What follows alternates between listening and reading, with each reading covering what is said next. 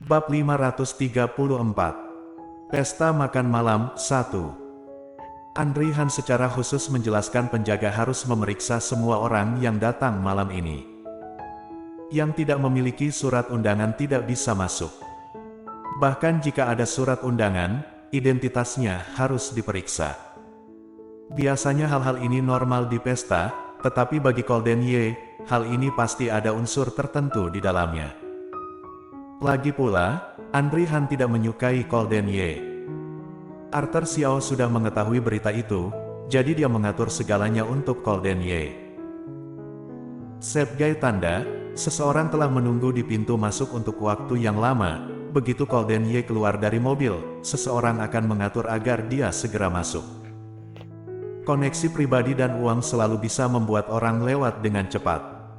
Tuan Muda Ye, kalau begitu aku tidak akan menemanimu. Arthur Xiao melirik pemandangan luar. Setelah memindai sekeliling, dia mengunci seseorang, dan jarang mengatakan sesuatu yang menyanjung. Aku berharap kamu berhasil malam ini, dan akan mendapatkan kembali nyonya kedua sesegera mungkin. Golden Ye memiliki ilusi yang telah lama hilang ketika dia mendengar nama nyonya muda kedua. Begitu Golden Ye turun dari mobil, tidak tahu apakah itu karena auranya sendiri atau sesuatu. Sekelompok orang benar-benar menatapnya. Topeng di wajahnya bersinar dengan cahaya menyilaukan di bawah cahaya. Siapa itu? Kenapa datang ke pesta dengan memakai topeng? Tidak tahu, aku belum pernah mendengar bahwa hari ini adalah pesta dansa topeng. Atau apakah kami melewatkan berita?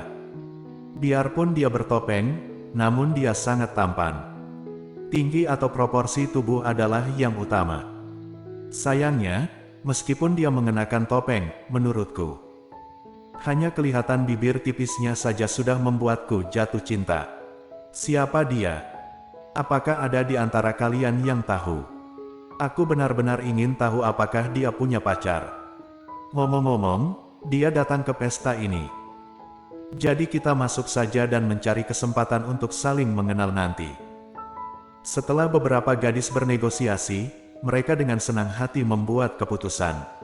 Topeng itu digunakan sebagai tanda. Begitu Golden Ye turun dari mobil, seseorang langsung menyapanya. Karena Arthur Xiao tidak menjelaskan identitasnya kepada pihak lain tersenyum saat itu. Kakak, aku sudah lama menunggumu, ayo masuk. Setelah berbicara, dia ingin melangkah maju dan merangkul punggung Golden Ye.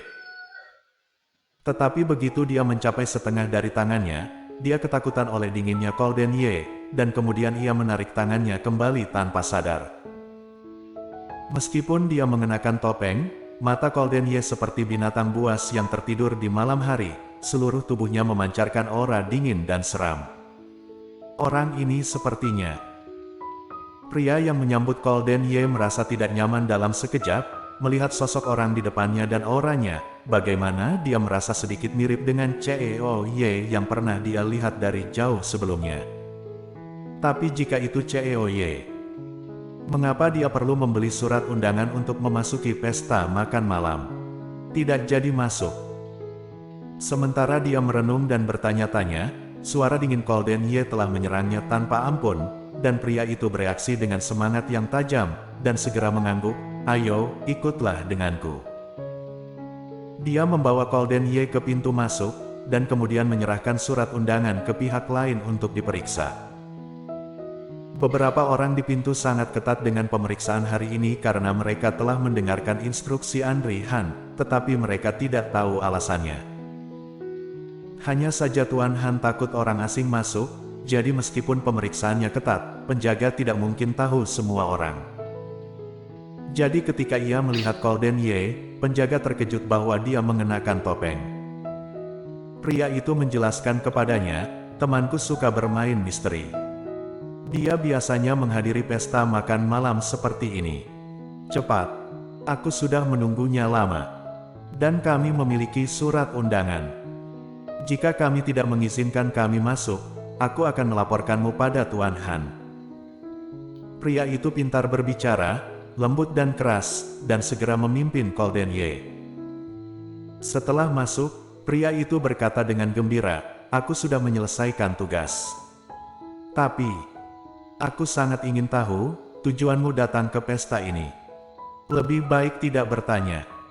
Tatapan tajam datang, dan pria itu sangat ketakutan sehingga dia tidak berani bergerak.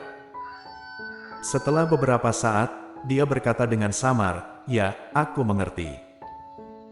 Golden Ye menarik kembali pandangannya, tidak memperhatikannya, tetapi pergi sendiri.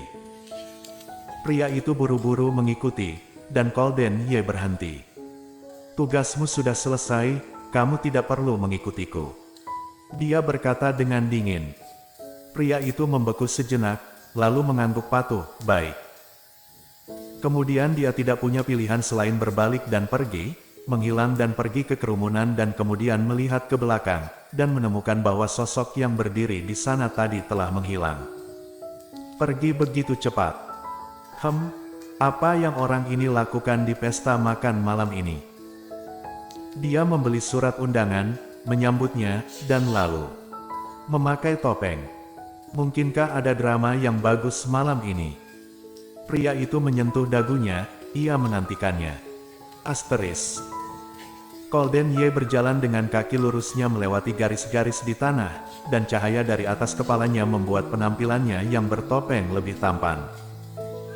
Para pelayan yang bertemu di jalan tanpa sadar menatapnya dan menatapnya lagi. Golden Ye mencari waktu untuk membiasakan diri dengan situasi di sini.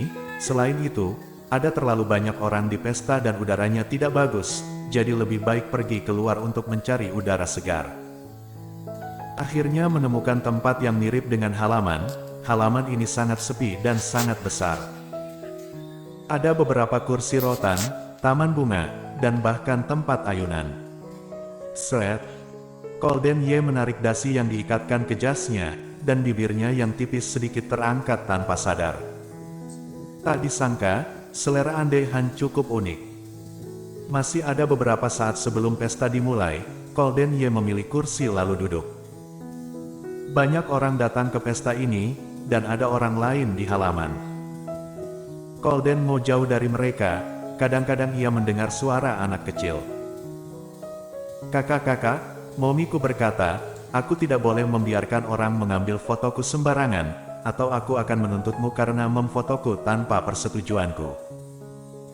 Dikelilingi oleh orang banyak, dengan senyum di bibir dan matanya seperti dua manik-manik kaca hitam. Dia terlihat sangat polos dan tidak berbahaya. Dia juga sangat lembut ketika berbicara. Dia adalah anak yang baik. Tapi apa yang dia katakan sangat mematikan. Orang yang mengeluarkan ponselnya untuk mengambil foto mendengarkan kata-katanya dan diam-diam mengembalikan ponselnya. Tetapi seseorang tidak kenal takut, dia tetap memotretnya. Setelah selesai, pria itu menatap bocah lelaki itu dengan gembira. "Bisakah kamu mengubah posemu?" Senyum di wajah Glenn perlahan memudar, dan dia berkata dengan lembut, "Kakak, tolong hapus fotonya." "Astaga, ini hanya 2 foto. Hak potret apa yang kamu miliki sebagai seorang anak kecil? Lagi pula, bukankah itu adalah kehormatan bagimu karena kakak memfotomu?" Orang yang mengambil fotonya adalah seorang gadis di awal 20-an, berbicara dengan tidak berpendidikan. "Ayo satu lagi, cepat." Melihatnya seperti ini, orang-orang di sekitar juga mengeluarkan ponsel mereka satu demi satu, mengarahkan kamera pada Glenn. "Bukankah dia meminta kalian untuk menghapus foto itu?" Bersambung.